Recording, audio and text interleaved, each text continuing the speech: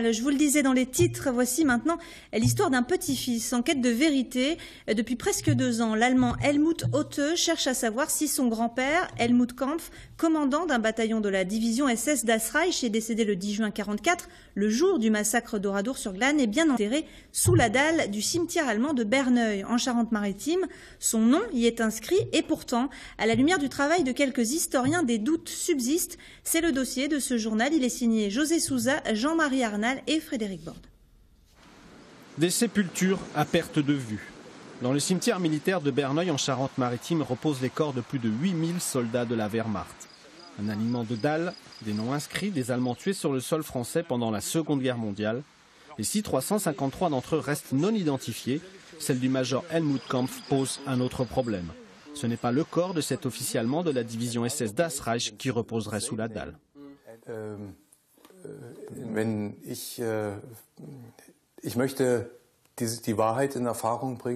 Je souhaite apprendre la vérité. Cela est très important pour moi et je garde le cap.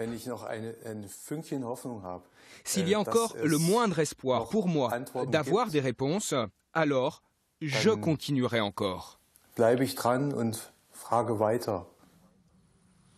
Pour prouver qu'il ne s'agit pas du corps d'Helmut Kampf, une comparaison d'ADN est nécessaire.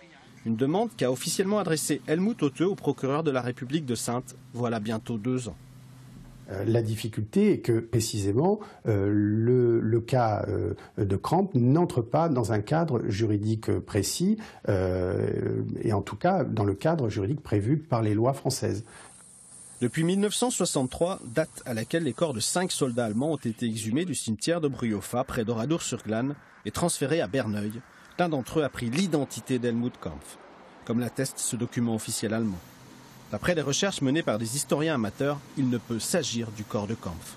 Je pense qu'il y a eu un arrangement et donc vraiment, oui, une falsification dans le fait qu'on attribue à Kampf le corps en fait d'un soldat allemand inconnu. Et il a fallu arriver jusqu'à une commission rogatoire qui voit sa conclusion en 1949, donc confirmer qu'il y avait bien eu la capture d'un commandant SS Kampf et que ce Kampf avait été capturé par des résistants du côté de Sauviat-sur-Vige.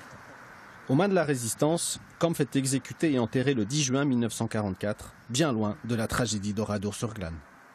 La résistance, pendant longtemps, pendant ces 5 années, a voulu, bien sûr, masquer la capture de Kampf, qui était quand même un fait à mettre à l'actif de la résistance.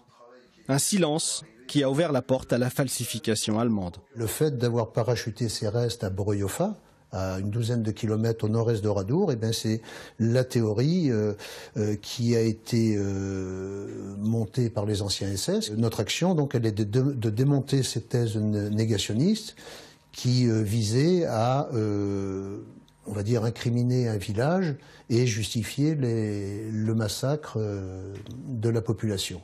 Après une longue attente, le procureur de la République de Saintes vient de répondre officiellement à la requête du petit-fils de Kampf. Ma réponse, c'est une réponse de juriste. Ça a été d'analyser la situation et de dire que j'étais pas juridiquement compétent. Après, il appartiendra, le cas échéant, au requérant de saisir une juridiction, une autre juridiction pour qu'elle se prononce. Helmut Otte souhaite connaître la vérité sur son grand-père. Il est déterminé à mener son action jusqu'au bout. Pour moi, l'affaire n'est pas terminée, parce que j'ai encore des questions. Et j'aimerais aussi, avec l'exhumation et cette analyse ADN, savoir en premier lieu ce qui est arrivé à mon grand-père. Une volonté qui pourrait le conduire vers une action juridique en Allemagne cette fois. À l'entrée du cimetière de Verneuil est inscrite la devise du lieu, réconciliation par-dessus les tombes, travail pour la paix.